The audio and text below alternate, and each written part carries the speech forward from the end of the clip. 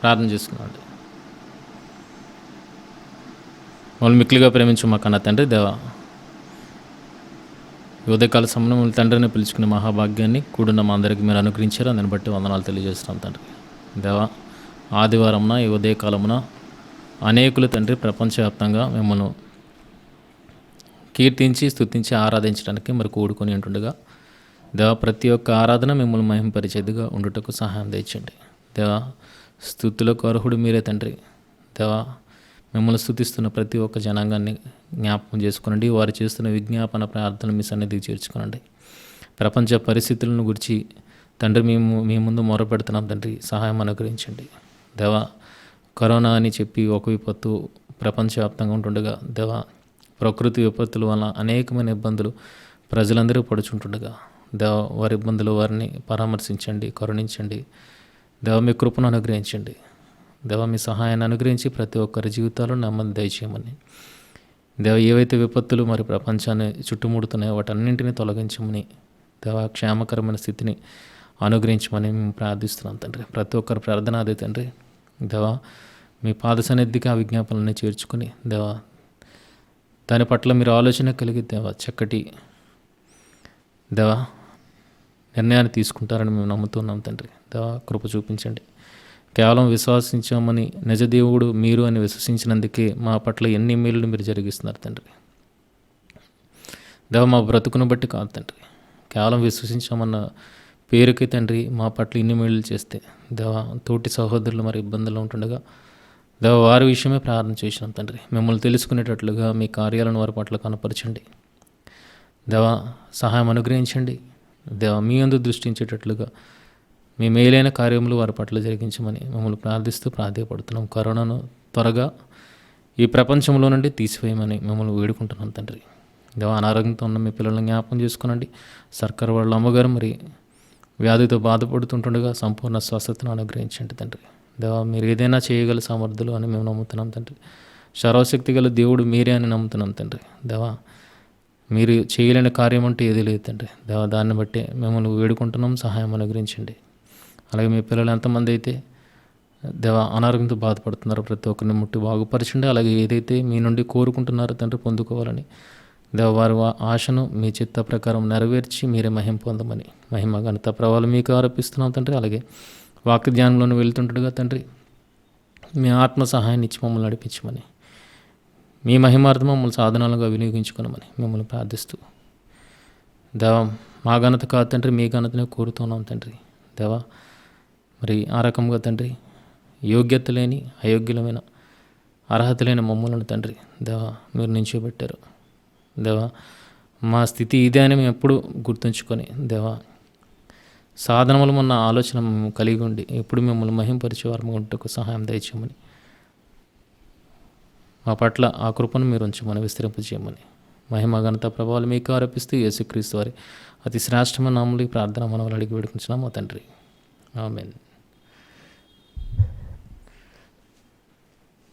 మొదటిగా దేవుడిచ్చిన గొప్ప తరుణాన్ని బట్టి దేవాదేవునికి మన ప్రభువు రక్షకుడైన యేసుక్రీస్తు వారి నామన్న కృతజ్ఞతాస్తుతులు తెలియజేస్తున్నాను. అలాగే కూడి వచ్చిన మీ అందరికి కూడా మన ప్రేమ పేరిట శుభములు తెలుపుతున్నాం.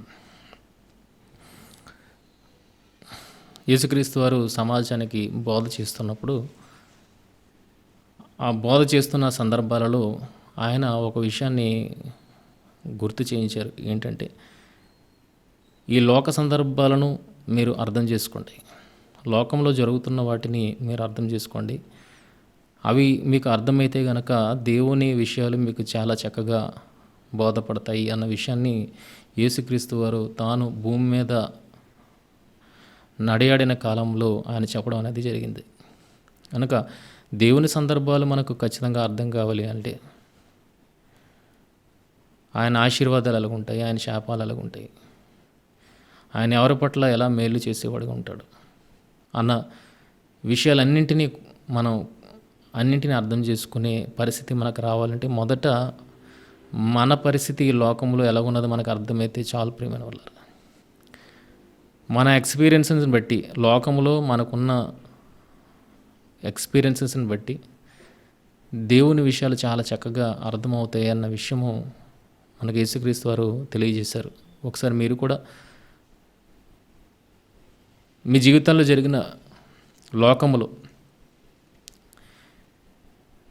తల్లిదండ్రుల మధ్య కానీ, పిల్లల మధ్య కానీ, భార్యాభర్తల మధ్య కానీ, సమాజానికి మధ్య కానీ ఏవైతే పరిస్థితులు మనకి సంభవిస్తున్నాయో వాటన్నింటినీ మనం ఒక్కసారి ఆలోచించగలిగితే, ఏ అనుభవాలు మనము లోకం ద్వారా తెచ్చుకుంటున్నామో వాటన్నింటినీ మనం పరిశీలించగలిగితే, వాటన్నింటినీ మనం అవగతం చేసుకోగలిగితే దేవుని మాటలు చాలా చక్కగా అర్థమవుతాయి అన్న విషయము మనకు అర్థమవుతుంది. ఈరోజు చాలామంది జీవితంలో మాకు ఇది జరగట్లేదు, అది జరగట్లేదు, మేము ఫెయిల్యూర్స్ అని అనుకొని మేము ఓడిపోయిన వారము,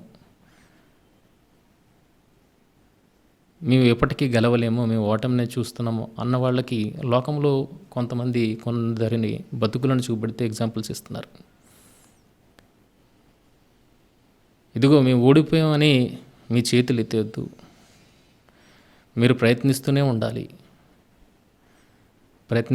అలా ప్రయత్నించిన వారికి జీవితంలో ఎప్పుడో ఒకప్పుడు సఫలత అనేది దక్కుతుంది, ప్రతిఫలం అనేది దక్కుతుంది అన్న విషయాన్ని లోకము రుజువుపరుస్తుంది. ప్రియమైన వల్ల ఎవరెవరైతే డిమోటివేట్ అవుతున్నారో, ఇగో మేము ఫెయిల్యూర్స్, మేము మా బ్రతుకులు ఇంకేమీ జరగదు, ఓటమిని అనుభవించడానికి మేము పుట్టాము అన్నది ఎవరైతే ఆలోచన కలిగి ఉన్నారో అలాంటి వాళ్ళని పురుగొల్పడానికి, బలపరచడానికి లోకము ఒక ఎగ్జాంపుల్ని వారికి ఇవ్వడం జరుగుతుంది. ఏంటంటే కేఎఫ్సి అధినేత ఎవరైతే ఉన్నారో ఆయన 60 ఏళ్ల కాలంలో దానిని స్థాపించి సక్సెస్ అయ్యాడు అన్నట్టుగా కనబడుతుంది. ఎన్ని ఏళ్ళకండి? జీవితంలో 3 వంతుల జీవితం ముగించుకున్నాడు ఆయన. 100 ఏళ్ళ ఆయుష్కాలం అనుకుంటే కనుక అందులో 60 ఏళ్ళకి ఆయన తాను ఏదైతే 60 ఏళ్ళుగా ప్రయత్నిస్తూ వచ్చాడో ఆ ప్రయత్నంలో 60 ఏట సక్సెస్ అయినట్టుగా మనకు చూపెడుతున్నారు. ఇప్పుడు జీవితపు ముగింపులో, ఒక మాటగా చెప్పాలంటే జీవితపు ముగింపులో ఆయన సక్సెస్ని సాధించాడు అనంటే, అప్పటి వరకు ఆయన ఏం చేశాడంటే, ఇదిగో 60 ఏళ్ళు వచ్చేసాయి, ఇక నేను ప్రయత్నం చేసిన ఉపయోగం లేదు అని అనుకోలేదు. అప్పటి వరకు ఓటమిని అంగీకరించిన వాడుగా తన ప్రయత్నాలు తాను చేస్తూనే ఉన్నాడు. చివరికి సక్సెస్ ఎప్పుడు వచ్చిందంటే 60 ఏళ్ళప్పుడు వచ్చింది. ఈరోజు కేఎఫ్సి అనే బ్రాండ్ తెలియని వారు ఎవరు లేరు సమాజంలో. 60 ఏళ్లలో ఆయన 1009 సార్లు ప్రయత్నించాడు. 1009 సార్లు ప్రయత్నించాడు. ఆ 1009 సార్లు ఆయన విఫలమయ్యాడు. కానీ 62 ఏళ్ళప్పుడు ఆయన మరల ప్రయత్నించాడు, సక్సెస్ని సాధించాడు. ప్రపంచవ్యాప్తంగా ఇప్పుడు కేఎఫ్సి ఉన్నట్టుగా బ్రాండ్ అనేది స్థిరపడినట్లుగా మనం చూడగలుగుతున్నాం. కనుక షార్ట్ స్పాన్లోనే నేను పొందేయాలి అన్న ఆలోచన, గొప్ప విజయాన్ని మేము పొందేయాలి అన్న ఆలోచన మనం కలిగి ఉండకుండా, ఇదిగో జీవితంలో ఎప్పుడైనా సక్సెస్ సాధించవచ్చు అన్న విషయాన్ని గుర్తిరిగింపజేయడానికి ఈయనను ఒక రోల్ మోడల్గా ఈరోజు యువతరానికి చూపెట్టడం అనేది జరుగుతుంది. అంటే మీరు ఓడిపోయారు అని మీ చేతులు ఎత్తొద్దు, మీ ప్రయత్నం కొనసాగిస్తూనే ఉండండి అని చెప్పడానికి లోకంలో ఒక చక్కటి ఎగ్జాంపుల్ మనకి కనపరుస్తున్నప్పుడు, జీవితంలో ఏదో ఒక కోసన, ఏదో ఒక మూలన మీరు విజయాన్ని సాధిస్తారు అన్న విషయాన్ని లోకమే చెబుతున్నప్పుడు, ఈ విషయాన్ని బాగా అర్థం చేసుకున్న మనము దైవ కోణంలో, మనం దైవ అంశ సంభూతులముగా మనము ఆలోచించగలిగితే మన జీవితంలో కూడా ఆశీర్వాదాలు వెంటనే వచ్చేయాలి, ఇప్పుడే ఇమ్మీడియట్గా ఇన్స్టెంట్గా కలిగిపోవాలి అన్న ఆలోచన మనం కలిగి ఉండకూడదు. దేవుడి నుండి ఆశీర్వాదం పొందుకోవడానికి జీవిత కాలము, బ్రతుకున్నంత కాలము మనం వెయిట్ చేయాలి అన్నది లోకంలో ఎంత పచ్చి నిజమో అది దేవునిలో కూడా అంతే నిజం. ప్రియమైన వాళ్ళు కనుక వాడెవడకు అనతి కాలంలోనే ఒక సక్సెస్ వచ్చేసింది, ఇగో నాకెందుకు రాకూడదు అన్న ఆలోచనతో మీరు ప్రయత్నం చేయొద్దు. మీ జీవిత కాలంలో మీరు ప్రయత్నిస్తూ ఉంటే ఏదో ఒక రోజు సక్సెస్ అవుతారో అన్న విషయాన్ని లోకం నేర్పిస్తున్నప్పుడు, లోకము ద్వారా కొన్నింటిని మనం నేర్చుకోవాలి. ఆ కొన్నింటిని మనకి నేర్పిస్తున్నాడు దేవుడు. ఏంటంటే ఈరోజు ఒకరి జీవితాన్ని మనం ఆలోచించడానికి ప్రయత్నం చేస్తున్నాం. ఎవరంటే నయోమి గారి జీవితం. ఆశీర్వాదాలు అందరికీ ఒకేలాగున పొందడం అనేది సాధ్యం కాదు. ఆశీర్వాదాలు అందరూ ఒకే రకంగా పొందడం సాధ్యం కాదు అని ఈవిడ ఎగ్జాంపుల్, నయోమి గారి ఎగ్జాంపుల్ మనకు కనబడుతుంది ప్రేమ వాళ్ళరా. లోకంలోనూ ఎగ్జాంపుల్ ఉంది, దైవికంగా కూడా ఆయన ఇచ్చిన సందర్భాల్లో కూడా ఎగ్జాంపుల్ మనకు కనబడుతుంది. నయోమి గారి జీవితంలో ఆవిడ ఏ ఆశీర్వాదాన్ని ఎప్పుడు పొందుకుందన్న విషయాన్ని చూడలితే ముసలితనములో ఆమె ఆశీర్వాదాన్ని, దేవుని ఆశీర్వాదాన్ని పొందుకుంది. కనుక దేవుడు ఆశీర్వదించకుండా ఎవరిని విడిచిపెట్టాడు. దేవుడు ప్రతి ఒక్కరిని ఆశీర్వదిస్తాడు. అయితే ఏది పరీక్షింపబడుతుంది అంటే మన ఓర్పు, సహనం అనేది పరీక్షింపబడుతుంది. నువ్వు ఓర్పు కలిగి ఉండగలుగుతున్నావా? ఎవరికో వచ్చేసింది, ఎవరో ఆశీర్వాదాన్ని పొందేసుకున్నారు, నేను కూడా పొందేసుకోవాలన్న ఆలోచనతో, కంపారిజన్తో ఎందుకు నువ్వు పరిగెడుతున్నావు? దేవుని వెనక కంపారిజన్తో పరిగెట్టడం కాదు. నువ్వు దేవునికి నిన్ను కనపరుచుకో. దేవునికి యోగ్యుడిగా నిన్ను కనపరుచుకోగలిగితే నీ ఓర్పును, నీ సహనాన్ని దేవుడు పరీక్షించిన మీదట దేవుడు ఆశీర్వాదాన్ని ఇస్తాడు. కనుక నయోమి గారి జీవితం కూడా ఒక చక్కటి ఎగ్జాంపుల్, విశ్వాసులకు దేవుడు ఆమె ద్వారా కనపరుస్తున్నట్టుగా మనకు కనబడుతుంది. అబ్రహాం గారు ఎవరి కోసం వెయిట్ చేశారు? కుమారు కొనుకు వెయిట్ చేశారు. అది ఆశీర్వాదం ఆయనకి. ఆ ఆశీర్వాదాన్ని దేవుడు ఆయనకి ఎప్పుడు ఇచ్చాడు అని చూడగలిగితే 100 ఏళ్ళప్పుడు ఇచ్చాడు. 100 ఏళ్ళప్పుడు, 100 ఏళ్ల వరకు ఏం చేశాడంటే దేవుడు ఆయనను పరీక్షించాడు. ఆయన సహనాన్ని, ఆయన ఓర్పును పరీక్షించాడు ప్రేమ వల్ల. కానీ అబ్రహాం గారి జీవితంలో కూడా ఆశీర్వాదము ఇమ్మీడియట్గా పొందుకోలేదు. ఆయన దేన్నైతే ఆశిస్తున్నాడో ఆ దేవుని నుండి పొందుకోవడానికి 100 ఏళ్ళు పట్టింది ఆయనకి.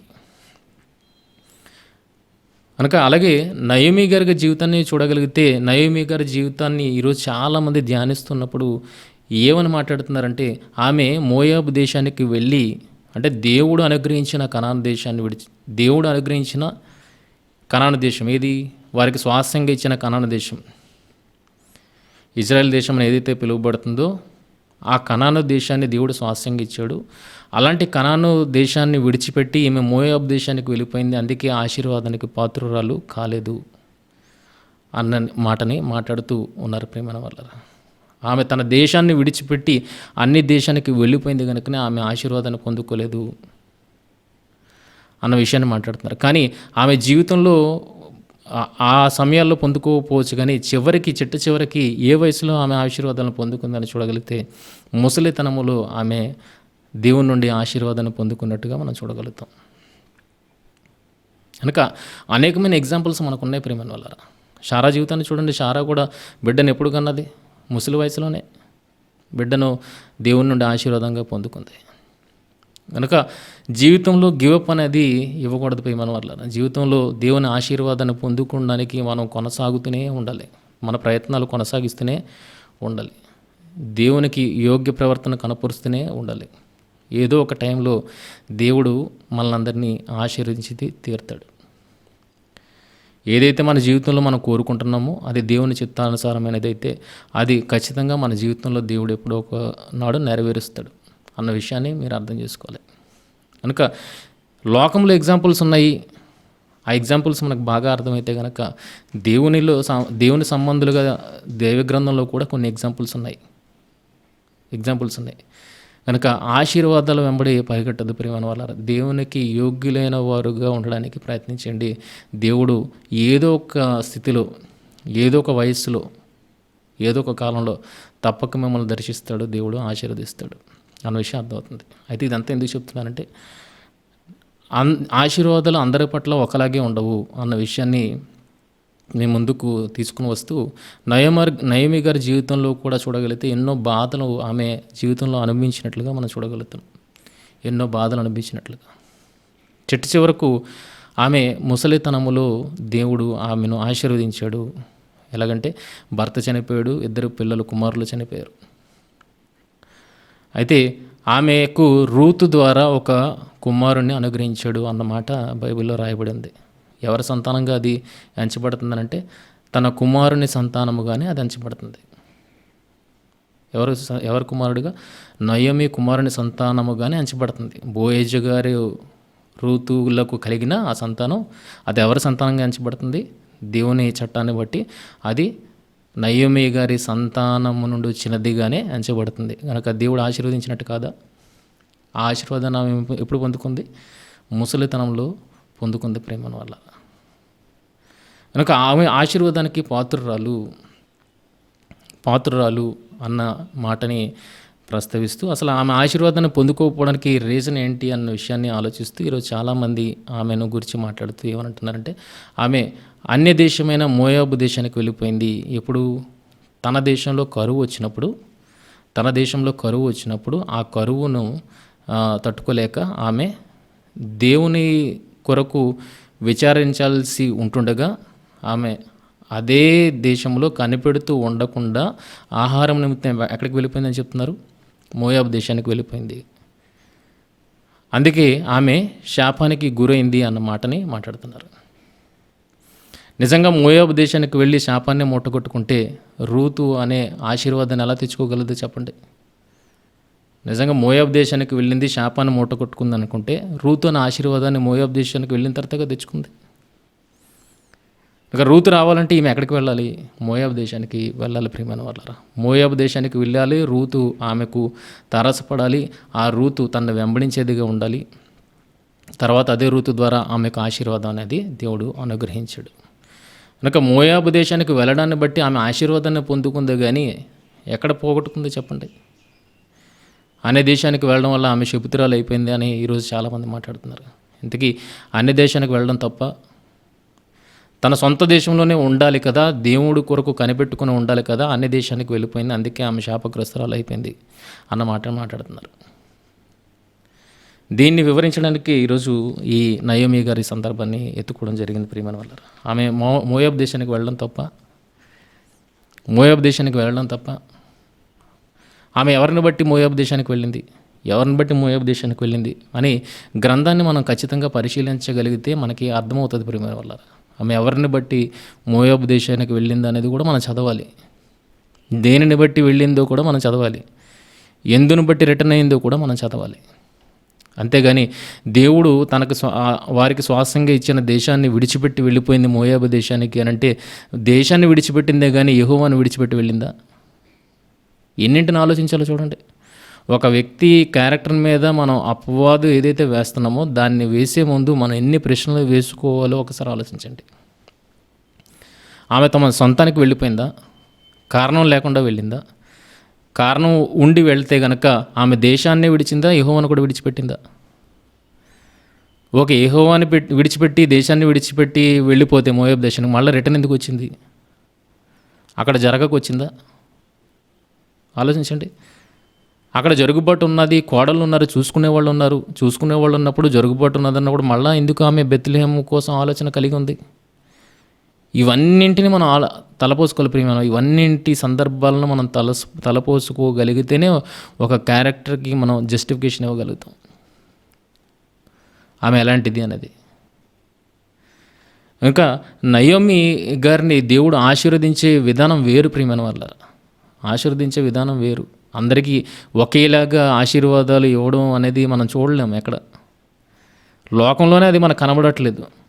లేకపోతే KFC 60 ఏళ్ళప్పుడు ఏంటి, కొంతమంది యవనస్తులు 20 ఏళ్లకే సక్సెస్ సాధించిన వాళ్ళు ఉన్నారు. బిల్ గేట్స్ మనం చూడగలుగుతాం, యవన ప్రాయంలోనే సక్సెస్ సాధించినట్టుగా కనబడుతున్నాడు. మరి KFC 60 ఏళ్ళకి ఎందుకు పట్టింది అంటే లోకంలోనే ఎగ్జాంపుల్స్గా మనకు ఉన్నవాళ్ళు చూడగలిగితే అందరూ ఏటా ఒకే వ్యవధిలో సక్సెస్ పొందిన వారుగా మనకు కనబడట్లేదు. డిఫరెంట్ ఏజ్ గ్యాపుల్లోనూ ఏజ్ గ్రూప్స్లోనూ మనం సక్సెస్ని చూడగలుగుతున్నాం.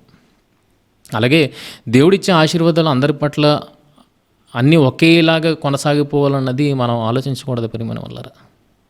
అలా ఆలోచించుకుంటే దెబ్బ అయిపోతుంది. ఇది దేవుణ్ణి విడిచి దూరం అయిపోయే పరిస్థితులు ఏర్పడతాయి. కనుక నయోమి గారి జీవితాన్ని మీరు ఆలోచించగలిగితే దేవుడు ఆమెను కూడా ఆశీర్వదించాడు. అయితే ఏ కాలంలో ఆమె ఆశీర్వాదాలను పొందుకుందంటే రూతు ద్వారా ఆమె ముసలితనంలో ఆశీర్వాదాలని పొందుకుంది. అంతవరకు ఆమె ఎలా ఉన్నది, అంతవరకు ఆ దేవుని ఎడల ఆమె ఎలాగున్నది, ఎన్నింటిని మనం ఆలోచించాలో ఒక క్యారెక్టర్ని జస్టిఫికేషన్ ఇచ్చే ముందు అండి. ఆమె మోయాబు దేశానికి వెళ్ళిపోయింది, అందుకే ఆమెను దేవుడు శపించాడు అన్న మాట మాట్లాడుతున్నారు. అసలు మోయాబు దేశానికి వెళ్ళాల్సిన రీజన్ ఎందుకు వచ్చింది? తనకున్న స్వాస్థ్యాన్ని విడిచిపెట్టి మోయాబు దేశానికి ఎందుకు వెళ్ళింది? అని అంటే ఈరోజు మనం దాన్ని ఆలోచించి 2 సందర్భాలను మనం ఈరోజు ఆలోచించబోతున్నాం ప్రియమైన వాళ్ళారా. ఏంటది 2 సందర్భాలు అంటే, రూతు ఏదైతే గ్రంథం ఉందో ఈ నయమి గారు కానీ, రూతు కానీ, బోయజ్ కానీ ఈ సందర్భాలన్నీ ఎప్పుడు చోటు చేసుకున్న విషయాన్ని చూడగలిగితే న్యాయాధిపతుల కాలంలోనే చోటు చేసుకున్నాయి. న్యాయాధిపతుల కాలంలోనే, న్యాయాధిపతులు ఏలిన ఆ కాలంలోనే ఈ సందర్భం జరిగింది. చూడండి, మొదటి వచనం, న్యాయాధిపతులు ఏలిన దినములు యందు అనంది. న్యాయాధిపతులు ఏలిన దినములు యందు దేశంలో కరువు కలగా యూదా బెత్లెహేము నుండి ఒక మనుష్యుడు తన భార్యను తన 2 కుమారులను వెంటబెట్టుకుని మోయాబు దేశమున కాపురముండుటకు వెళ్ళాను. నయమి గారు ఇంట్రెస్ట్తో వెళ్ళారా? నయమి గారు ఇంట్రెస్ట్తో వెళ్ళారా? లేకపోతే ఆమె భర్త ఇంట్రెస్ట్తో మోయాబుకు వెళ్ళారా? పోనీ వెళ్ళడానికి రీజన్ ఉన్నదా అంటే, కరువు అనేది అక్కడ తాండవం ఆడుతుంది. దేవుడిచ్చిన ఆ స్వాస్థ్యములోనే కరువు అనేది ఉన్నదన్నప్పుడు, ప్రబలినప్పుడు ఆ కరువు నుండి తమను తాము బ్రతికించుకోవడానికి వీళ్ళు ఏ దేశాన్ని చూస్ చేసుకున్నారంటే మోయాబు దేశాన్ని చూస్ చేసుకున్నారు. మోయాబు దేశాన్ని చూసుకున్నారు. అంతకుముందే మోయాబు దేశము అనపబడిందన్న విషయాన్ని మన న్యాయాధిపతి గ్రంథంలో మనం చూడగలుగుతాం. మోయాబు దేశము న్యాయాధిపతుల కాలంలో అణచబడింది యెహోవా చేత. కనుక వీళ్ళది సేఫ్ ప్లేస్ అనుకొని మోయాబు దేశానికి వెళ్ళడం అనేది జరిగింది. అయితే నయమి గారు తనంతట తాను వెళ్ళిపోయారా, లేకపోతే భర్త ప్రోద్బలంతో అక్కడికి వెళ్ళడం జరిగిందా? నిర్ణయం ఎవరిది? నిర్ణయం ఏంటి? యజమానిది అన్నప్పుడు నయమి గారు కూడా యజమానికి లోబడి ఎక్కడికి వెళ్ళారు? మోయాబు దేశానికి వెళ్ళారు ప్రియమైన వాళ్ళు. అదే కనబడుతుంది. కరువు కలగా యూదా బెత్లెహేము నుండి ఒక మనుష్యుడు తన భార్యను తన 2 కుమారులను వెంటబెట్టుకుని మోయాబు దేశంలో కాపురముండుటకు వెళ్ళాను. తనంతట తానుగా వెళ్ళలేదు, భర్తతో వెళ్ళింది. ఎందుకు వెళ్ళాల్సి వచ్చింది మోయాబు దేశానికంటే, కరువు తన ఉన్న దేశంలో కరువు అనేది తాండవం ఆడుతుంది కనుక దాని నుండి తప్పించుకొని వారు బ్రతకడానికంటూ కేవలం ఆహారం నిమిత్తము ఎక్కడికి వెళ్ళారు? మోయాబు దేశానికి వెళ్ళారు. అలాగని వీళ్ళకి ఇక్కడ ఏమీ లేదా అని అంటే, తామున్న దేశంలో వాళ్ళకంటూ స్వాస్థ్యం ఏమీ లేదంటే వాళ్ళకంటూ స్వాస్థ్యం ఉంది. స్వాస్థ్యాన్ని విడిచిపెట్టుకుని ఎవరైనా స్వదేశాన్ని విడిచిపెట్టి వెళ్ళిపోతారో ఆలోచించండి. మన స్వదేశాన్ని, మన సొంత ఇంటిని, మన సొంత భూములను విడిచిపెట్టి మనం ఎక్కడికైనా వెళ్ళిపోతామా?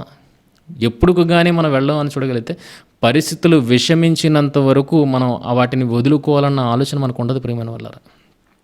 పరిస్థితులు ఎంతగా విషమించకపోతే తామున్న దేశాన్ని, తమ సొంత దేశాన్ని, తమ సొంత ప్రాంతాలను, ఇండ్లను, భూములను వదిలిపెట్టి వెళ్ళిపోతారు.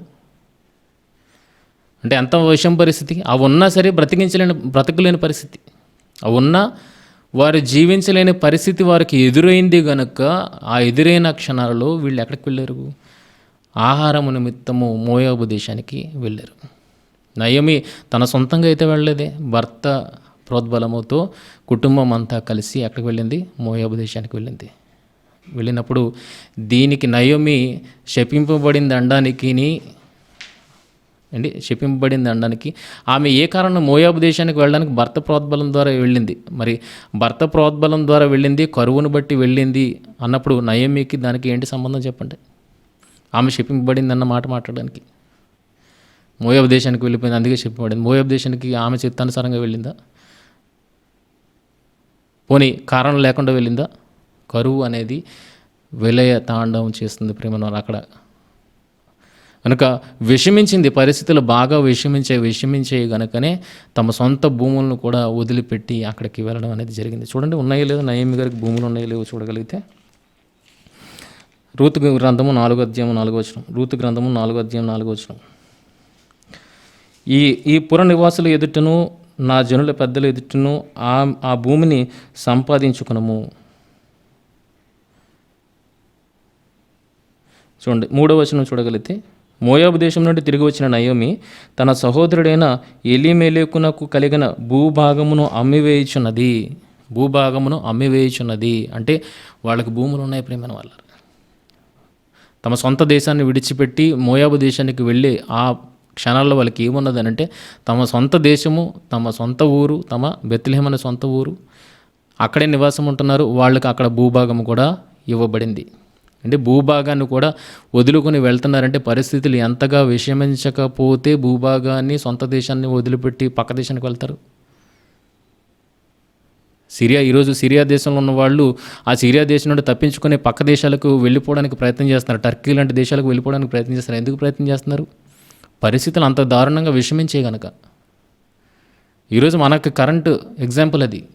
సిరియాలో ఉన్న వాళ్ళందరూ వలసదారులుగా ఎక్కడికి వెళ్ళిపోతున్నారు? టర్కీ దేశానికి వెళ్ళిపోతున్నారు.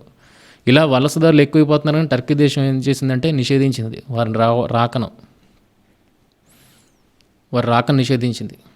అలాగే స్పెయిన్లోని కూడా అనేకులు చొరబడుతున్నారు. స్పెయిన్ దేశంలోనికి కూడా సౌత్ ఆఫ్రికాకు సంబంధించిన వాళ్ళ అనేకులు ఆ స్పెయిన్ దేశంలోనికి చొరబడడం అనేది జరుగుతుంది. ఎందుకు? అక్కడ పరిస్థితులు బాగలేవు కనుక. తినడానికి తిండి లేదు, పని లేదు. తినడానికి తిండి లేదు, పని లేదు.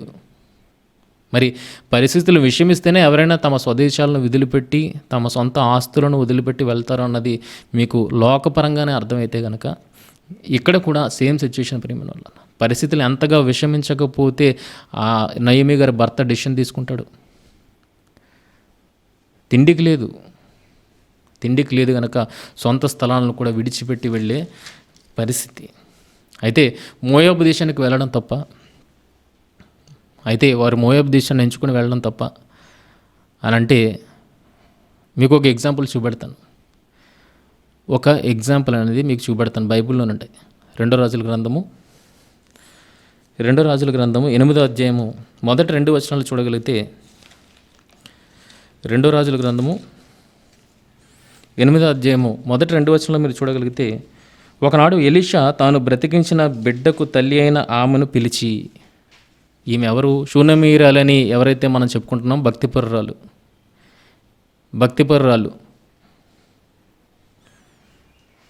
ఎలీషా గారికి తన ఇంటి మీద ఒక గది కట్టించి అక్కడ మంచము, బల్ల అన్నింటినీ, వసతులన్నింటినీ కల్పించి, ఇదిగో ప్రవక్త నా ఇంటి దగ్గర విశ్రాంతి పొందాలని ఏదైతే సదుపాయాలను ఏర్పాటు చేసిందో ఆ భక్తిపరురాలు షూనమీరాలు. అలాంటి భక్తిపరురాలకి ఎలీషా ముందుగానే హెచ్చరిక చేస్తున్నాడు. ఏమని?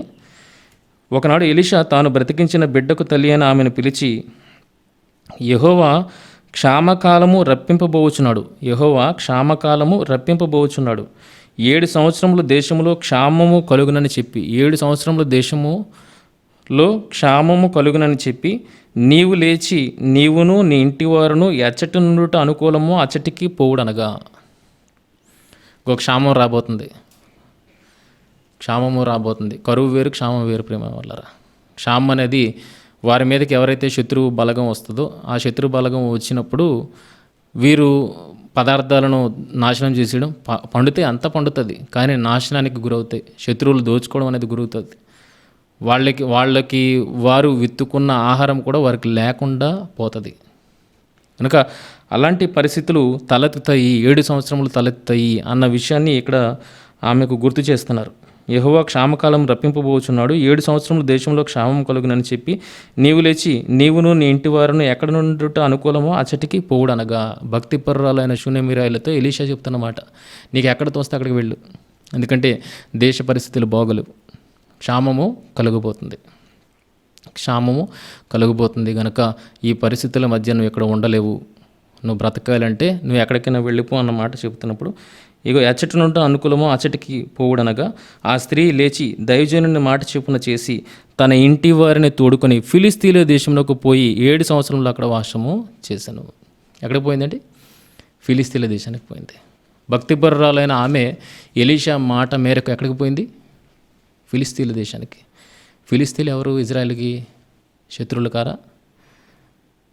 ఫిలిస్తీన్లు ఎవరు? ఇజ్రాయెల్కి శత్రువులు కారా? మరి శత్రువుల దేశంలో ఆ భక్తిపరురాలనమ్మ ఎందుకు వెళ్ళింది? అక్కడ ఈ సందర్భంలో ఆమె ఫిలిస్తీన్ల దేశానికి వెళ్ళడం అనేది యాక్సెప్టబుల్ అయినప్పుడు నయమి గారు మోయాబు దేశానికి వెళ్తే ఎందుకు యాక్సెప్ట్ చేయలేకపోతున్నావు? అది శాపంగా ఎందుకు ఉంచుతున్నావు? బైబిల్లోనే మనకి ఎగ్జాంపుల్స్ ఉన్నాయి కదా. కనుక మోయాబు దేశానికి వెళ్ళింది, అందుకే ఆమె శపుతురాలు అయిపోయింది అన్న మాటను మాట్లాడుతున్నాం. మోయాబు దేశానికి వెళ్ళి శపుతురాలు అయిపోతే కనుక రూతుని అలా తెచ్చుకుంటుందా ఆశీర్వాదంగా? మోయాబు దేశానికి వెళ్ళకపోతే రూత్ అనేది ఆమె వస్తుందా? అంత నమ్మకమైన రాలు. యెహోవాని ఎరగకపోయినా యెహోవాని ఎరిగి యెహోవా కొరకు గో నేను చచ్చిపోతాను, నీ జనులే నా జనులు, నీ దేశమే నా దేశము, ఒకటే మనల్ని వేరు చేయాలి. ఏంటి వేరు చేయాలి? చావే మనల్ని ఇద్దరిని వేరు చేయాలి తప్పితే ఇంకేది వేరు చేయకూడదు అని యెహోవా నామాన్న ప్రమాణం చేసింది. ఆలోచించండి. మోయాబు దేశానికి వెళ్ళకపోతే రూత్ అనే గొప్ప వ్యక్తిని కలిగిన క్యారెక్టర్ ఇజ్రాయెల్ ప్రాంతానికి రాగలుగుతుందా? ఇది ఆశీర్వాదం కాదా? నష్టపోయిందని ఎందుకు చెప్పుకుంటున్నాం? మోయాబు దేశానికి వెళ్ళకూడదని రూల్ ఏమైనా ఉందా? అంటే అక్కడే కనిపెట్టుకుని ఉంటే, కనాన దేశంలోనే కనిపెట్టుకొని ఉంటే గనక వాళ్ళు చనిపోయేవారు. నయోమి చనిపోయేది, భర్త చనిపోయాడు.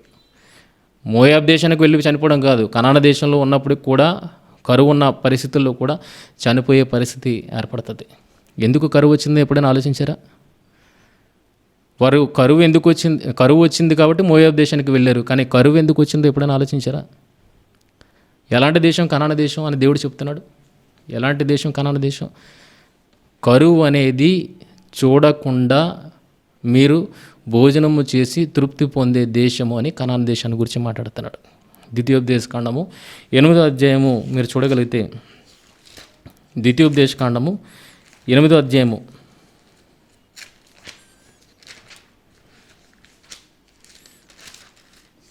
8వ అధ్యాయము ద్వితీయోపదేశకాండము 8వ అధ్యాయాన్ని మీరు చూడగలిగితే 9వ వచనం, 8వ అధ్యాయం 9వ వచనం. కరువు అనుకొనకుండా నీవు ఆహారము తిను దేశము, అందులో నీకు ఏ లోపము ఉండదు. ద్వితీయోపదేశకాండంలో మోషే గారి ద్వారా ఏం సెలవు ఇవ్వబడుతుంది ఇజ్రాయెల్కి? ఇంకా ఆ దేశాన్ని స్వతంత్రించుకోబోయే ముందు, స్వాస్థ్యంగా పొందబోయే ముందు ఆ దేశం యొక్క గొప్పతనాన్ని చెప్తున్నారు మోషే గారు. ఎలాంటి దేశం అంటే అది? కరువు అనుకొనకుండా నీవు ఆహారము తిను దేశము, అందులో నీకు ఏ లోపము ఉండదు. కరువు అనేదే లేదు. అక్కడ ఎక్కడన్నా జల ఊటలు ఉన్నాయి ప్రేమైన వాళ్ళారా. ఆ దేశంలో ఎలాంటివి ఉన్నాయి? జలపు ఊటలు. వర్షాధారితమైన దేశమే కాదు, జల ఊటలు ఉన్న దేశము. మరి కరువు అనేది అక్కడ చూడరు అన్నప్పుడు, కరువు అనేది న్యాయాధిపతుల కాలంలో, నయోమి గారి కాలంలో ఎందుకు వచ్చింది? ఎప్పుడైనా ఆలోచించారా? కరువు అనేది ఎందుకు వచ్చింది? కరువు ఎందుకు వస్తుందని చెప్పాడు? కరువు అనుకోనకుండా నీవు ఆహారము తిని దేశము అని ఏ కనాన దేశాన్ని గురించి అయితే చెప్పాడు, ఆ కనాన దేశంలో కరువు రావడానికి కూడా సంభవాలు చెప్పారు మోషే గారు. అదే మోషే గారు కరువు రావడానికి కూడా సంభవాలు చెప్పారు. ఎప్పుడు కరువు వస్తుంది? 28వ అధ్యాయం చూడండి. 28వ అధ్యాయం 15వ వచనము. ద్వితీయోపదేశకాండము 28వ అధ్యాయం 15వ వచనము. ద్వితీయోపదేశకాండం 28వ అధ్యాయము 15వ వచనము. నేడు నేను ఆజ్ఞాపించు ఆయన సమస్తమైన ఆజ్ఞలను కట్టడలను నీవు అనుసరించి నడుచుకునవలను. నీ దేవుడైన యెహోవా సెలవిచ్చిన మాట వినని ఎడల ఈ శాపములన్నీ నీకు సంభవించును. కరువు సంభవాలకు కూడా ఆయన సూచనిస్తున్నాడు. ఎందుకు కరువు? అసలు కరువు అనేదే ఉండదు. అంత చక్కగా నువ్వు ఆహారాన్ని అక్కడ భుజించి నువ్వు తృప్తి పడవచ్చు.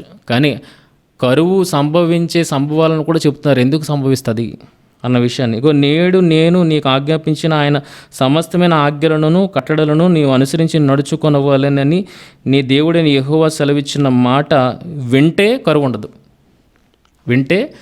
ఉండదు. వినని ఎడల ఈ శాపములన్నీ నీకు సంభవించును. కరువు రావడానికి మెయిన్ కారణం ఏంటి అనే విషయం చూడగలిగితే యెహోవా మాటలను పెడచెవిన పెట్టడమే. యెహోవాను విసర్జించి అన్ని దేవతల వైపుకు మళ్ళడమే కరువు రావడానికి కారణం. ప్రేమ వల్ల కరువు రావడానికి కారణం. ఇప్పుడు 15వ అధ్యాయంలో సంభవాన్ని చెప్పాడు. 23వ వచనంలో ఏం చెప్తున్నాడు చూడండి. 23వ వచనంలో ఏం చెప్తున్నాడు? నీ తలపైన ఆకాశము ఇత్తడి వలె ఉండును, నీ క్రిందనున్న నేల ఇనుము వలె ఉండును. నీ తలపైన ఆకాశము ఇత్తడి వలె ఉండును, నీ క్రిందనున్న నేల ఇనుము వలె ఉండును. అంటే భూమి శపింపబడుతుంది, ఆకాశం శపింపబడుతుంది. దేనిని బట్టి? నువ్వు యెహోవా కట్టడలను మీరడాన్ని బట్టి, ఆయనను విసర్జించి అన్ని దేవతల పక్కకు తిరగడాన్ని బట్టి. కరువుకి సంభవాలు. అసలు కరువు అనేదే ఉండదు అక్కడ. ఆ ప్రాంతంలో కరువు అనే ఉండదు. కానీ కరువుని మీరు అనుభవిస్తున్నారంటే దేని కొరకు అనుభవిస్తున్నారో తెలుసా? మీరు యెహోవా మాటల మీద నించోలేదు.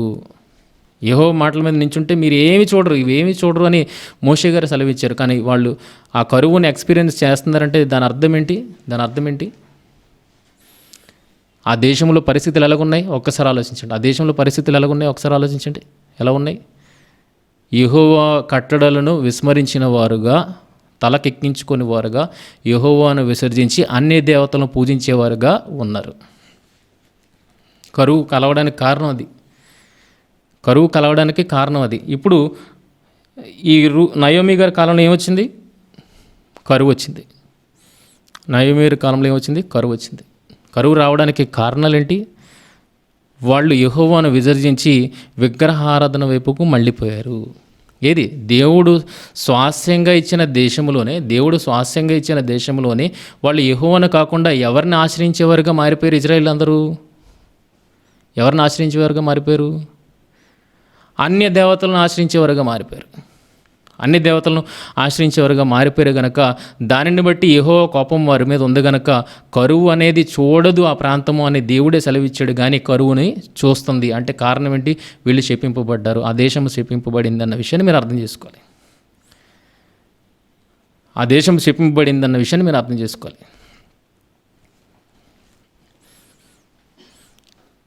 ఏంటి?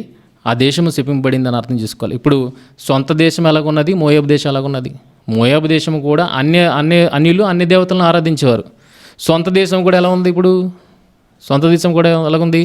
యెహోవాను ఆరాధించవలసిన వారు ఉంటుండగా వీరు అన్య దేవతలను అనుసరించి వారిని ఆరాధించేవారుగా ఉన్నారన్నప్పుడు ఇప్పుడు సొంత దేశంలో ఉంటే ఏంటి, మోయాబు దేశంలో ఉంటే ఏంటి? ఆలోచిస్తున్నారా? మన ప్రవర్తన బాగుండాలే కానీ మన సొంత దేశంలో ఉంటే ఏంటి, పరాయి దేశంలో ఉంటే ఏంటి? ఎక్కడున్నా ఎవరిని ఆరాధించే వారంగా ఉండాలి, ఎవరి కట్టడలకు లోబడి వారంగా ఉండాలి? యెహోవా నువ్వు ఆశ్రయించే వారముగా, యెహోవా కట్టడలకు లోబడిన వారముగానే మనం ఉండాలి. మనం బాగుండాలి మొదట, ఎక్కడికి వెళ్ళామన్నది కాదు. ఇంకా సొంత దేశం కూడా ఎలా మారిపోయిందంటే అన్ని దేవతలను ఆరాధించే దేశంగా మారిపోయింది. మోయాబు దేశం కూడా అన్ని దేవతలను ఆరాధించే దేశమే అన్నప్పుడు ఈమె మోయాబు దేశానికి వెళ్తే తప్పే ఉంది?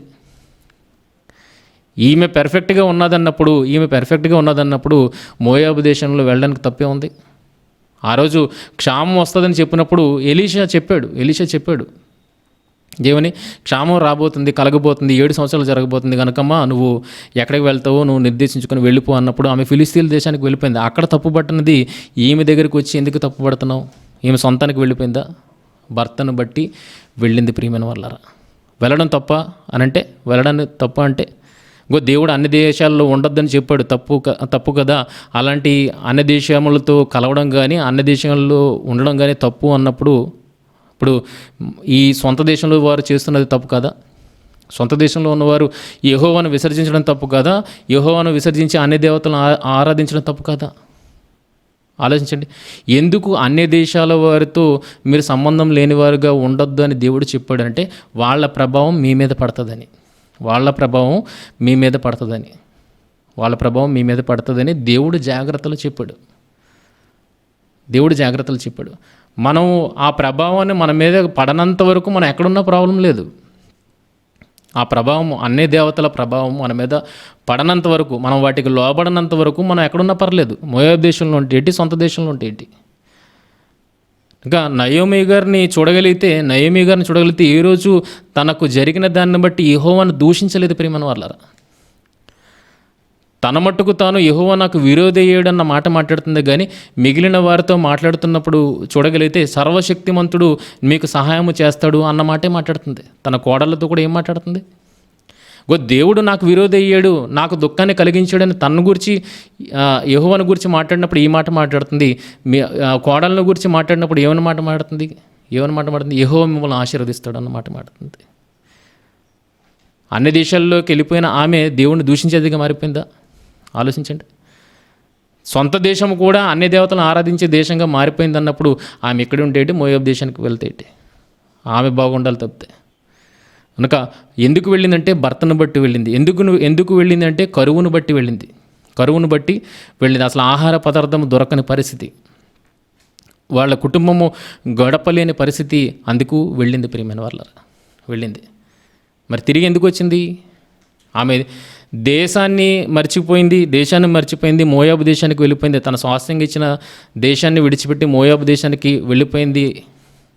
ఓకే, దేశాన్ని విడిచిపెట్టింది, యెహోవాను విడిచిపెట్టిందని రాసింది అక్కడ. దేశాన్ని విడిచిపెట్టి వెళ్ళిందని రాసింది తప్పితే యెహోవాను విడిచినట్టుగా ఏమైనా రాసిందా? ఆలోచించండి. యెహోవాను విడిచి వెళ్ళినట్టుగా రాసింది అక్కడ? దేశాన్ని విడిచిపెట్టి వెళ్ళిందని అంది. కానీ మనం ఎలా మాట్లాడుతున్నాం అంటే శాపాన్ని పొందడానికి మోయాబు దేశానికి వెళ్ళిపోయిందని మాట్లాడుతున్నాం. ఆమె దేవుణ్ణి విడిచిపెట్టి వెళ్ళిందా? దేశాన్ని విడిచిపెట్టి వెళ్ళింది, దేవుణ్ణి విడిచిపెట్టి వెళ్ళలేదు. ఆ దేవుణ్ణి విడిచిపెడితే రూతు వచ్చేది కాదు ప్రియమైన వాళ్ళారా. ఈ సందర్భాలన్నీ మనం నెక్స్ట్ వాటిలో మాట్లాడుకోవచ్చు. ఆమె దేవుణ్ణి విడిచిపెట్టి వెళ్తే రూతుని సంపాదించుకునేది కాదు. ఆమె దేశాన్ని మాత్రమే విడిచిపెట్టింది, కరువు గనక. ఆహారం కొరకు మోయాబు దేశానికి వెళ్ళిందే కానీ అక్కడేదో ఎవరో ఉన్నారు వాటిని ఆశ్రయిద్దామని ఆమె వెళ్ళలేదు. ఒకవేళ అలాగ వేటినో చూసి వాటిని పొందుకోవడానికి మోయాబు దేశానికి వెళ్ళిపోయింది అనుకుంటే గనక మరలా ఆమె తమ సొంత దేశానికి తిరిగి రాదు ప్రియమైన వల్ల. ఎందుకంటే అక్కడ జరగనిది ఏంటి ఆమెకు? అక్కడ ఏమైనా తక్కువ జరుగుతుందా ఆమెకు? ఆలోచించండి. అక్కడ ఏమైనా తక్కువ జరుగుతుందా? చూడండి 6వ వచనం, మొదటి అధ్యాయం 6వ వచనంలో ఏమున్నది? వారికి ఆహారం ఇచ్చుటకు యెహోవా తన జనులను దర్శించినని ఆమె మోయాబు దేశంలో వినను గనుక మోయాబు దేశం విడిచి వెళ్ళుటకై ఆమెయు ఆమె కోడండ్రును ప్రయాణమేరి. వినిపించింది గనక, ఏమని వినిపించింది? యెహోవా తన దేశాన్ని దర్శించాడు, యెహోవా తన జనులను దర్శించాడు, అక్కడ ఆహారము దొరుకుతుంది అన్న విషయాన్ని వినింది. విననంత వరకు ఏ దేశంలో ఉన్నది ఆమె? ఆ మాట వినబడినంత వరకు మోయాబు దేశంలో ఉన్నది. మోయాబు దేశంలో నుండి ఎందుకు వెళ్ళాలని అనుకోలేదు? అక్కడ ఆహారం ఆమెకు దొరుకుతుంది, ఆమెకు ఆహారము దొరుకుతుంది. ఆమె కోడండ్రులు కూడా వాళ్ళ భర్తలు చనిపోయినప్పటికీ కూడా ఆమెకు మేలు చేసేవారుగానే ఉన్నారు అన్న విషయాన్ని కూడా బైబిల్ చెప్తుంది. అంటే ఆమెకు చక్కగా సపర్యలు జరుగుతున్నాయి, ఆహారము దొరుకుతుంది, మోయాబు దేశంలో ఆహారము దొరుకుతుంది, సపర్యలు జరుగుతున్నాయి. చూడండి, ఆ విషయం కూడా మీరు చూడగలిగితే బోయజు మాట్లాడుతున్న మాట రూతుతో మాట్లాడుతున్న 10వ వచనం చూడగలిగితే, ఆమె సాగిలపడి తన వంచుకొని ఏమి తెలిసి పరదేశిని నా యందు లక్ష్యముంచుటకు నీవు కటాక్షము కలిగనో అది అని చెప్పగా బోయజు, నీ పెనిమెట్టి మరణమైన తరువాత నీవు నీ అత్తకు చేసినదంతయు నాకు తెలియబడెను. 2వ అధ్యాయము 10వ వచనము, నీ పెనిమిటి మరణమైన తరువాత నీవు నీ అత్తకు చేసినదంతయు నాకు తెలియబడెను. అంటే అత్తను చూసుకుంటున్నారు, ఇంకో కోడలు చూసుకోకపోయినా రూతు మాత్రం ఆమెని కనిపెట్టుకుని ఉంది. అక్కడ ఆహారానికి ప్రాబ్లం ఉందా? ఆహారానికి ప్రాబ్లం లేదు. అలాంటిది ఆహారానికి ప్రాబ్లం లేదు, అక్కడ సపర్యలకు ప్రాబ్లం లేదు, కోడలు చక్కగా చూసుకుంటున్నారు అన్నప్పుడు, ఆమెకు అక్కడ బాగా జరుగుతుంది అన్నప్పుడు మోయాబు దేశంలో ఉండిపోవాలి కదా. కానీ ఎందుకు తన సొంత దేశానికి వెనుదిరగాలనుకుంది? ఆలోచిస్తే ఆమె దేశాన్ని విడిచిపెట్టిందే కానీ దేవుణ్ణి విడిచిపెట్టలేదు ప్రేమ వల్ల. ఆమె ఆహారము కొరకు దేశాన్ని విడిచిపెట్టి మోయాబు దేశానికి వెళ్ళిందే కానీ దేవుణ్ణి విడిచిపెట్టిందిగా మాత్రము ఆమె బ్రతకలేదు. ఆ దేవుణ్ణే గుర్తు చేసుకుంది కనుకనే మళ్ళీ ఎక్కడికి వెళ్ళాలనుకుంది? ఆ దేవుని మాటే గుర్తు చేసుకుంది కనుక మళ్ళీ ఎక్కడికి వెళ్ళాలనుకుంది? ఆ దేవుని దగ్గరకు వెళ్ళాలన్న ఆలోచన కలిగిందిగా మనకు కనబడుతుంది. కనుక దేవుణ్ణి విడిచిపెట్టి దేశాన్ని విడిచిపెట్టి వెళ్ళిపోతే మరలా బెత్లెహేము కాసి తిరిగి చూసేది కాదు. కేవలం ఆహారం నిమిత్తం వెళ్ళింది కనుక దేశం మీద మక్కువతో మోయాబు దేశానికి వెళ్ళలేదు, కేవలం ఆహారం కోసం వెళ్ళింది. అందుకే మరల తన స్వదేశంలో ఆహారము దక్కుతుంది, యెహోవా దర్శించాడు, ఆహారం ఇస్తున్నాడు అనగానే మరలా ఆమె రిటర్న్ అయింది. ప్రియమైన వాళ్ళ దేవుని మీద ఆలోచన లేకపోతే అండి, ఆస్తులున్నాయని వెనక్కి వెళ్తుందా? ఆస్తులున్నాయని తెలిసి 10 సంవత్సరాలు మోయాబు దేశంలో ఉండిపోద్దా? ఆలోచించండి. దేన్ని బట్టి ఆమె వెళ్ళలేదనంటే యెహోవా ఆ దేశాన్ని దర్శించలేదు అప్పటి వరకు. ఎప్పుడైతే దర్శించాడు అన్న వార్త వినబడిందో అప్పుడు వెనుదిరిగింది. ఆమె చక్కగానే జరుగుతుంది, మోయాబు దేశంలో బాగానే జరుగుతుంది, అక్కడే ఆమె సంతృప్తి చెందుతుందన్నప్పుడు మళ్ళీ వెనక్కి చూడాల్సిన అవసరం ఏముంది? 10 సంవత్సరాలు వదిలేసి ఉంది కదా, మరలా వెనక్కి చూస్తుందంటే దేన్ని బట్టి వెనక్కి చూస్తుంది అని అంటే యెహోవాను బట్టి. ఆస్తిపాస్తులు ఉండిపోయిన కాదు, యెహోవాను బట్టి. మళ్ళా నా దేశాన్ని దర్శించాడు, మరలా ఆహారం ఇస్తున్నాడు. యెహోవాను బట్టి వెళ్తుంది ప్రియమైన వల్ల. కనుక దేశం మారినా ఆమె ప్రవర్తన మారలేదు. దేశాన్ని మార్చుకోవచ్చు ఏంటి, అదే దేశంలో అన్ని దేవతలను ఆరాధించేవారు, తమ సొంత దేశంలో కూడా అన్ని దేవతలను ఆరాధించేవారు. ఇజ్రాయెల్ మారిపోయారు. మోయాబు దేశంలో ఆల్రెడీ వేరే దేవతలను కొలిచేవారుగా ఉన్నారు. ఇప్పుడు తన దేశంలో ఉంటే ఏంటి, మోయాబు దేశంలో ఉంటే ఏంటి, ఏమైనా తేడా ఏమైనా ఉందా? పోనీ మోయాబు దేశానికి వెళ్ళడం ఏమైనా తప్ప? అలాగనుకుంటే షూనేబరాయిలు ఫిలిస్తీన్ల దేశానికి వెళ్ళడం తప్పు అవుతుంది. కానీ ప్రవక్త ఏమన్నాడు, నీకు నచ్చిన చోటుకి వెళ్ళమ్మా అన్నాడు. వాళ్ళు కూడా వాళ్ళకి నచ్చిన చోటుకి వెళ్ళారు. ఆహారం ఎక్కడ దొరుకుతుందని చూశారు, మోయాబు దేశంలో దొరుకుతుంది అన్నప్పుడు మోయాబు దేశానికి వెళ్ళారు. కనుక ఇక్కడ నయోమి భర్తను బట్టి ప్రభావితురాలే మోయాబు దేశానికి వెళ్ళిందే కానీ తన సొంత ఆలోచనతో వెళ్ళలేదు. రెండోది, కారణం లేకుండా వారు మోయాబు దేశానికి వెళ్ళలేదు. కరువు అనేది తాండవిస్తుంది కనుక దాని నుండి తప్పించుకోవడానికి, వారు బ్రతకడానికి కుటుంబ సమేతంగా అక్కడికి వెళ్ళారు. కనుక మోయాబు దేశానికి వెళ్ళిపోయింది, అందుకే చెప్పింపబడింది అన్న ఆలోచన రాంగ్ ఆలోచన ప్రియమైన వాళ్ళరా. దేశాన్ని విడిచిపెట్టి వేరే దేశానికి ఆహారం నిమిత్తం వెళ్ళింది కానీ దేవుణ్ణి విడిచిపెట్టి వెళ్ళిపోయినది నయోమి కానే కాదు. కనుక ఈ సందర్భాన్ని ఇక్కడ వరకు మనం ఆలోచించాం. ఏంటంటే నయోమి శాపగ్రస్తురాలు కాదు, ఆశీర్వాదాన్ని పొందుకున్నది. ఎక్కడున్నప్పుడు, మోయాబు దేశంలో ఉన్నప్పుడు కూడా ఆమెకి ఏం తక్కువ కాలేదు. ఆహారం నిమిత్తం ఏమైనా తక్కువైందా? ఆమె పోషణ ఏమైనా లోటు వచ్చిందా? ఆలోచించండి. పోషణకేమీ లోటు రాలేదు. భర్త చనిపోవడానికి, పిల్లలు చనిపోవడానికి ఏవో రీజన్లు ఉండొచ్చు. యోధా కుమారులు చనిపోలేదా? మొదటి కుమారుడు చనిపోయాడు, రెండో కుమారుడు చనిపోయాడు. రీజన్స్ ఉన్నాయి అక్కడ. వాళ్ళు యెహోవా దృష్టికి చెడ్డవారుగా కనబడ్డారు కనుక వాళ్ళిద్దరు ఏమయ్యారు? చనిపోయారు. అలాగని యోధా ఆశీర్వదింపడిన వాడు కదా, తర్వాత ఆశీర్వదింపడ్డాడు తామారు ద్వారా ఆశీర్వదింపడ్డాడు. ఆ సంతానం నుండి వచ్చిన వాడే ఈ బోయేజు. ఆ సంతానం నుండి వచ్చిన వాడే రూతుని పెళ్లి చేసుకున్న బోయేజు. కనుక ఆశీర్వాదాన్ని వేరొకరిని చూస్తూ యెహోవా ఆయన వారిని ఆశీర్వదించాడు కదా, మనల్ని ఆ రకంగా ఆశీర్వదించాలన్న ఆలోచన పెట్టుకోవద్దు ప్రియమైన వాళ్ళరా. ఆశీర్వాదాలు అనేవి రకరకాలుగా ఉంటాయి. దేవుడు మనల్ని ఎప్పుడు దర్శిస్తాడో, ఎప్పుడు మనల్ని ఆశీర్వదిస్తాడో అప్పటి వరకు మనము యోగ్య ప్రవర్తనలమే వేచి చూడాల్సిందే. దేవుడు వదిలిపెట్టలేదు నయోమిని. వదిలిపెట్టాడు. అక్కడ ఆహారం లేదా? చక్కగా చూసుకున్న కోడలు లేరా? ఒకటే ప్రాబ్లం అంటే తనకంటూ సంతానము లేదు. ఆ సంతానాన్ని కూడా చివరికి దేవుడు ఇచ్చాడు రూతు ద్వారా. కనుక మోయాబు దేశానికి వెళ్ళిపోయింది, అన్ని దేశానికి వెళ్ళిపోయింది, అందుకే ఆమె శపింపబడింది అన్న మాటని మనం తీసుకోవడం తప్పు ప్రియమైన వాళ్ళరా. తీసుకోవడం తప్పు. నీ దేశం ఎలాగుంది? ఆమె ఉన్న బెత్లెహేం ప్రాంతం ఎలాగున్నది? ఒకసారి ఆలోచించండి. అన్ని దేవతలతో నిండిపోలేదా? అన్ని దేవతలను ఆరాధించేవారుగా వాళ్ళు మారిపోలేదా? కరువు ఎందుకు వచ్చింది? కరువు సంభవాన్ని కూడా మనం ఆలోచించాలి. కరువు ఎందుకు వచ్చింది? అసలు కరువు చూడని ప్రాంతంలో కరువు ఎందుకు వచ్చింది అంటే ఇజ్రాయేలీలు యెహోవాను విడిచిపెట్టారు, అన్ని దేవతలను ఆశ్రయించారు. వారి దేశంలోనే అన్ని దేవతలు పెట్టుకొని వాళ్ళ మధ్యన ఉండాల్సిన అవసరత ఉంది. కరువు ఉన్నప్పుడు ఎక్కడ ఆహారం దొరుకుతుంది అక్కడికి వెళ్తుంది. మనం బాగుంటే ఎక్కడుంటే ఏంటి? కనుక నయోమి దేవుణ్ణి విడిచిపెట్టింది కాదు, దేశాన్ని విడిచిపెట్టింది. దేవుణ్ణి విడిచిపెట్టలేదు కనుక తిరిగి తన దేశం వైపుకు చూడగలిగింది. దేవుడు ఆశీర్వదిస్తున్నాడు అన్న మాట వినగానే వెంటనే ఆమె చూసింది ప్రియమైన వల్ల. కనుక ఏదైతే తప్పుడు మాటలు మనం నయోమి గారి గురించి మాట్లాడుతున్నామో అలాంటి మాటలు మనము మాట్లాడకూడదు. పెద్దవాళ్ళు మొదలుకొని చిన్నవారి వరకు ఇదే మాట. ఆలోచించండి.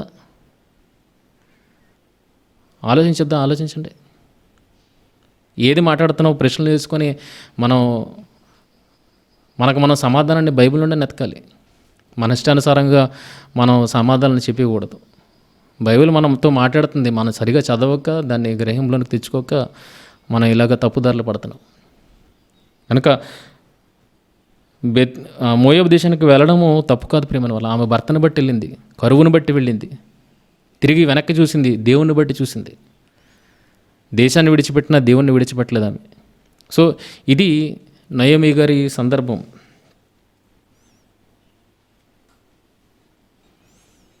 ఇది నయోమి గారి సందర్భం. అయితే ఈ సందర్భం ఎప్పుడు చోటు చేసుకుంది అన్న విషయాన్ని చెబుతూ రూతు గ్రంథంలో మనకి ఏమని మాట్లాడుతుందంటే 1వ అధ్యాయం 1వ వచనం, న్యాయాధిపతులు ఏలిన దినములు యందు దేశంలో కరువు కలుగుగా.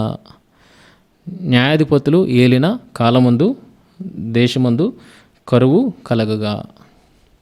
ఏ న్యాయాధిపతుల కాలంలో జరిగింది? ఏ న్యాయాధిపతుల కాలంలో ఇది జరిగింది అన్న విషయాన్ని మనం ఆలోచించాలి. నయోమి గారిని గురించి ఇప్పటివరకు మనం కొన్ని విషయాలను తెలుసుకున్నాం. ఆమె శపింపబడినది కాదు, దేవుని ఆశీర్వాదాన్ని పొందుకునే అర్హత కలిగినది అని ఆమె విషయం మనం అర్థం చేసుకున్నాం. ఆమె ఏ దేశానికి వెళ్ళినా దేశాన్ని విడిచిపెట్టి మోయాబు దేశానికి వెళ్ళిందే కానీ, కరువును బట్టి విడిచి వెళ్ళిందే కానీ, ఆహారము లేక విడిచిపెట్టి వెళ్ళిందే కానీ దేవుణ్ణి విడిచిపెట్టి వెళ్ళినది కాదు. దేవుణ్ణి విడిచిపెట్టి వెళ్ళినది కాదు. మోయాబు దేశంలో బాగానే ఆమెకు జరుగుతుంది అన్నప్పుడు మరలా తన స్వదేశం కాసి తిరిగి చూడాల్సిన అవసరం లేదు. మోయాబు దేశంలో బాగానే జరుగుతుంది అన్నప్పుడు మళ్ళీ తన స్వదేశం కాసి తిరిగి చూడాల్సిన అవసరత ఆమెకు లేదు. కానీ ఆమె స్వదేశమును గురించి వార్త విన్నది, దేవుడు దర్శించాడు, ఆహారం ఇస్తున్నాడు అన్న వార్త వినగానే మరలా స్వదేశం కాసి మొగ్గు చూపుతుందంటే ఆమె ఆహారం నిమిత్తం దేశాన్ని విడిచి వెళ్ళిందే కానీ యెహోవాను మాత్రము విసర్జించినది ఆమె కాదు అన్న విషయాన్ని మనము ఈ సందర్భం ద్వారా అర్థం చేసుకుంటాం. అయితే న్యాయాధిపతుల కాలంలో ఇది ఎప్పుడు జరిగింది? నిజంగా కరువు సంభవించిందా? ఆ కరువు సంభవించిన తర్వాత దేవుడు ఎంత ఆశ్చర్యకరమైన కార్యాలు చేయించి ఈ వార్తను నయోమి వరకు చేరవేయించాడు అన్న విషయాన్ని మనం ఆలోచించబోతాం. ఏముంది? 6వ వచనం చూడగలిగితే, రూతు 1వ అధ్యాయము 6వ వచనం, వారికి ఆహారం ఇచ్చుటకు యెహోవా తన జనులను దర్శించునని ఆమె మోయాబు దేశంలో వినెను. మోయాబు దేశానికి ఈ వార్త ప్రాకింది. ప్రియమైన వాళ్ళరా, మోయాబు దేశానికి ఈ వార్త ప్రాకింది.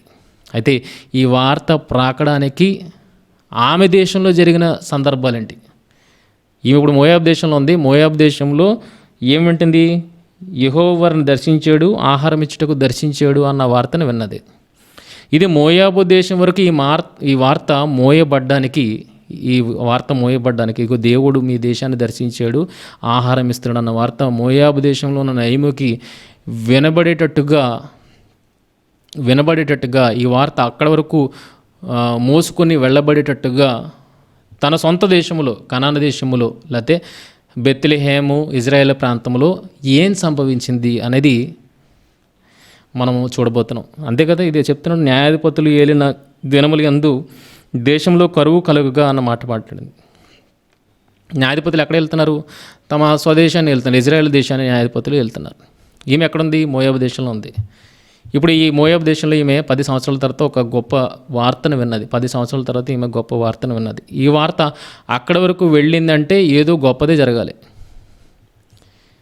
ఏదో గొప్పదే జరగాలి. అంతే కదండి. ఏదైనా విశేషం లేకపోతే వార్త అనేది ఇంత ఫాస్ట్గా పక్క దేశానికి చేరుతుందా? ఏదో విశేషం ఉంది. ఏంటి ఆ విశేషం? తన దేశంలో జరిగిన సందర్భాలు ఏంటి?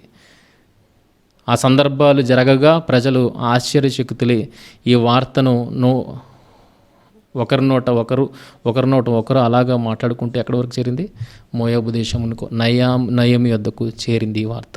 ఇంతకీ ఆమె స్వదేశంలో జరిగిన సంభవాలేంటి, జరిగిన సందర్భాలేంటి అన్న విషయాన్ని మనం వచ్చేవారం మనం తెలుసుకుందాం, ప్రార్థన చేసుకుందాం. మొల్మిక్లుగా ప్రేమించు మా కన్న తండ్రి, దేవా, వాక్యాన్ని అంత చక్కగా చదవాలి అన్నది తండ్రి అనునిత్యం మీరు మాకు నేర్పిస్తూ వస్తున్నారు తండ్రి. దేవా, సందర్భాలను ఎలా అర్థం చేసుకోవాలి అన్న విషయాన్ని పరిశుద్ధ ఆత్మ సహాయం ద్వారా మాకు తెలియజేస్తున్నారు తండ్రి. అందరిని బట్టి వందనాలు తండ్రి. దేవా, ఇప్పటివరకు మీరు చూపించిన ఈ కృపను బట్టి వందనాలు తెలియజేస్తున్నాను తండ్రి. దేవా, మరి రాబోయే తరాలకు విలువైన సత్యమైన మీ వాక్యాన్ని తండ్రి అందుకోవాలని,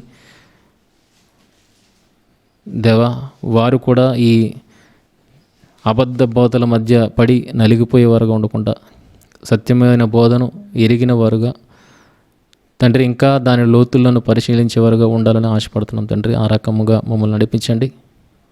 ఈ తరంలో మా వరకు ఏ బాధ్యత ఉందో ఆ బాధ్యతను మా జీవితాలలో మా ద్వారా నెరవేర్పజేయమని మిమ్మల్ని ప్రార్థిస్తున్నాం తండ్రి. కనుక ఏ రకముగా ఎళ్లలో సమాజం ముందుకు తండ్రి దాని మార్గాన్ని మాకు నిర్దేశించండి.